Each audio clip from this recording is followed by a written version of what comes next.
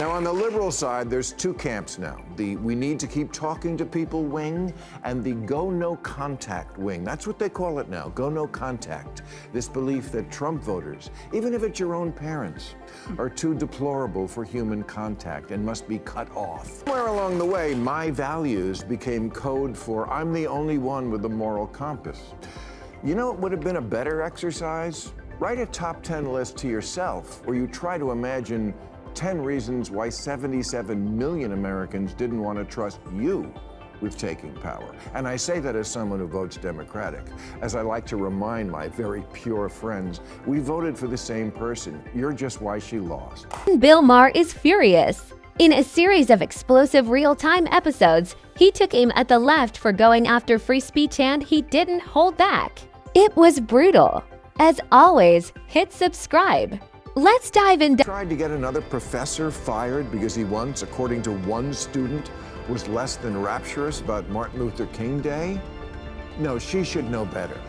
She said free speech should have its limits. Yes, it should, and does. And this comes nowhere close to them. But it also can't become what the UK is now, a place where you get arrested for tweets. Something that happens 12,000 times a year now. It's really pushing Maher over the edge. The hypocrisy. The same crowd that built its identity on defending free speech is now restricting it. They marched for it, fought for it, and now they're tightening the leash.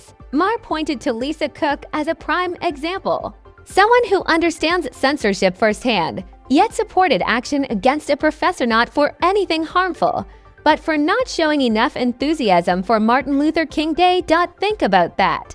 Not offensive, not dangerous, just not enthusiastic enough. That's not protecting speech, that's controlling it. It may be crude, but there's plenty of non-crazy people, liberal people, who think the left has gone a little mad with trans issues. Some have expressed that opinion with literary sophistication, like J.K. Rowling. Some by getting big laughs, like Dave Chappelle. And some are downright ugly about it, like Linehan. But ugly is the price of a freedom so great as speech. Where it gets even more ironic, it's not conservatives leading the cancel wave. It's the left canceling its own. J.K. Rowling faced backlash for speaking on women's spaces. Dave Chappelle was targeted for questioning cultural narratives. These aren't fringe figures, they're global icons. And yet, the same movement still claims to be the champion of free speech. The contradiction is glaring. From North Yorkshire in Britain faced 2 years in prison for wearing a Halloween costume depicting the terrorist who bombed the Ariana Grande concert. Bad taste? Yeah, bad taste is the whole point of Halloween. This Scottish man was found guilty of hate speech for a YouTube video where he taught his pug to salute when he said Sieg Heil. Sieg Heil. Sieg Heil. Now, to be fair, Maher isn't calling for total free-for-all speech. There are limits, laws, courts, due process, but destroying someone's livelihood over opinions, silencing voices because they make you uncomfortable. That's not justice. That's mob behavior, and Maher is calling it out as a dangerous road we shouldn't. Saudi Arabia is having a comedy festival this month. Really, Saudi Arabia. It's gonna be great. If you die on stage, you get 72 virgins.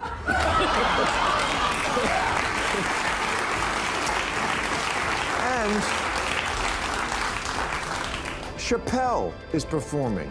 If you told me years ago that Saudi Arabia would be cool to have Dave Chappelle speak and England might arrest him, I would have said, what are you smoking? Here's the twist that really makes you pause. Countries like Saudi Arabia, not exactly known for free speech, are slowly opening up. When someone like Chappelle is welcome there, it signals change. Meanwhile, places like United States and United Kingdom, once symbols of free expression, are now debating and restricting it. The leaders are hesitating. The followers are evolving. That shift should make people uneasy. And finally, new rule, Happy Thanksgiving. I can't believe that even that now is a political issue. It is a real shame what's happened to this holiday, which used to be all about the good F's, food, friends, family, football, fun. And now it's fuck you. You're not even invited because you voted for the wrong person. I'm so tired of liberals ghosting half this country. Conservatives do it too, but not nearly as much. Look, whoever's doing it, it's got to stop, because we're at a point now where politics has broken up more families than letting your wife... Isn't just politics anymore, it's personal. Families are falling apart.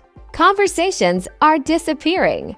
People are cutting off loved ones over political views. There were even reports involving Jimmy Kimmel and family tensions over voting choices. This is cancel culture, leaving the internet and walking straight into real life. On the liberal side, there's two camps now. The we need to keep talking to people wing and the go no contact wing. That's what they call it now, go no contact. This belief that Trump voters, even if it's your own parents, are too deplorable for human contact and must be cut off. You know, like Scientologists do to suppressive people. A former speechwriter for Obama named David Litt wrote an op-ed this year called, "Is it time to stop snubbing your right-wing family?" where he admitted he'd had a change of heart and that was the wrong approach. So of course then the woke wing tried to banish him for breaking ranks on their policy of hating people who don't agree with you on everything, because what fun is life if you're not cutting somebody off? And it doesn't stop there, it's evolving. It's no longer just about rejecting the other side. Now the left is turning inward. Talk to someone who disagrees. You're a traitor. Change your opinion. You're out. Tolerance is preached, but exclusion is practiced. That contradiction is getting harder to ignore. Ask the question, what has all this banishing accomplished? Oh, I know. A second helping of MAGA, that's what. Somewhere along the way, my values became code for I'm the only one with a moral compass. You know what would have been a better exercise? Write a top 10 list to yourself where you try to imagine 10 reasons why 77 million Americans didn't want to trust you with taking power. And I say that as someone who votes Democratic. As I like to remind my very pure friends, we voted for the same person. You're just why she... Also highlights the political consequences. He argues Democrats lost partly because they shut out half the country. They stopped listening. They dismissed millions of voters. And worse, they haven't learned from it. If that mindset continues, history might repeat itself in the next year. Try to remember, especially at this time of year, that most people don't decide their politics. They inherit them. It's about where you grew up in America, what your parents taught you, your life experiences, your religion.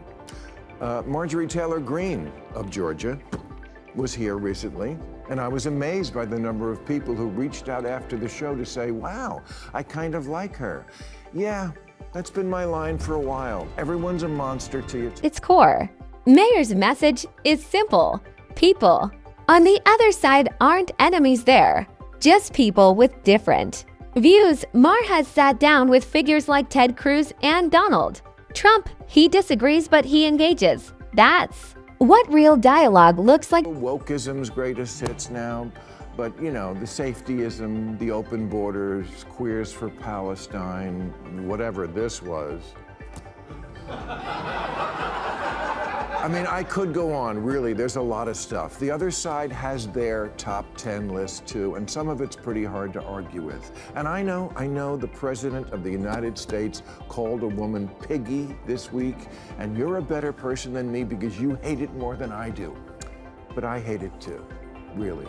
As well as 1,000 other things about the Trump administration I never stop pointing out on this show. But I'm an adult, and in the real world, there's some people you just can't stop talking to, like your spouse or partner after a bad fight tempting it. End of the day, the message is clear: free speech is for everyone, not just the people you agree with. Cancel culture, division, and silence are replacing open debate, and it's costing relationships and elections. But it's not too late. Listen more. Judge less. Talk to people who think differently. Because the moment conversation stops, democracy starts to break. And nobody wins when that happens.